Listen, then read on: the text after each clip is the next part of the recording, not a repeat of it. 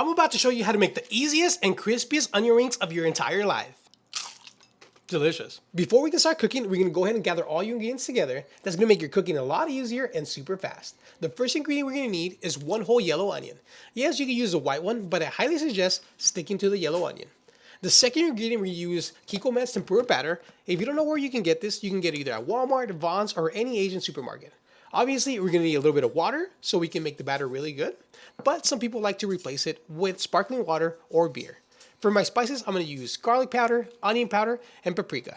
And finally, but not lastly, the salt. We want everything to be fully seasoned because no one wants a bland onion ring. Now, with that being said, we can start cooking. We're gonna start by getting your yellow onion and we're gonna cut off both ends. Then we're gonna make a slight cut on the onion so we can peel it really well.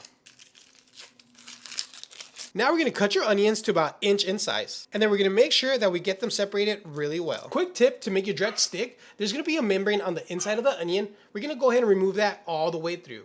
That way the batter can stick. Man, I'm already crying. Now that the onions are fully done, we're gonna set them to the side and we're gonna start working on your batter. For that, we're gonna go ahead and use 1 cup of your tempura batter, a pinch of salt, some garlic powder, onion powder, and a little paprika. Now we're gonna add your water and we're gonna mix this until it becomes really nice and smooth. Now for the consistency that you're looking for is you want it to be between thick and thin.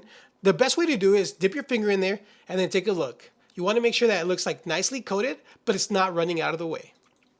Now that the onion rings are done, we're gonna go ahead and get your oil ready. For that, I'm gonna be using canola frying oil, but you can use vegetable oil. Now we're gonna place this into whatever container you can find and we're gonna preheat this at 350 degrees and then we can use it. Now we're gonna lightly coat your onions in a little bit of flour. Then we're gonna dip it into your tempura batter and then make sure that it gets fully covered.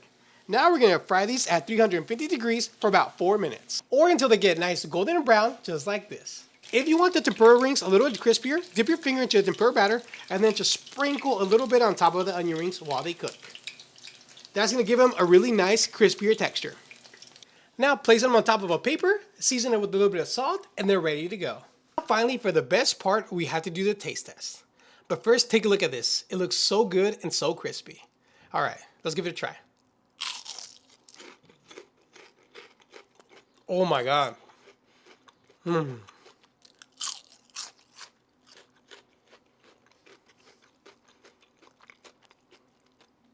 I don't know if you can hear it, but super, super crispy. Let's do this again.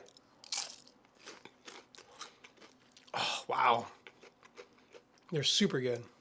The outer layer is really fluffy and super crispy. The inside is really nice and tender, and then it was able to get really well seasoned from the inside, but that little touch of salt at the end made everything better. Now, with that being said, if you're looking for more dinner ideas or lunch specials, go ahead and watch this video right here. And with that said, don't forget to hit that follow for more easy and delicious recipes just like this one. Until next time, it was literally that easy.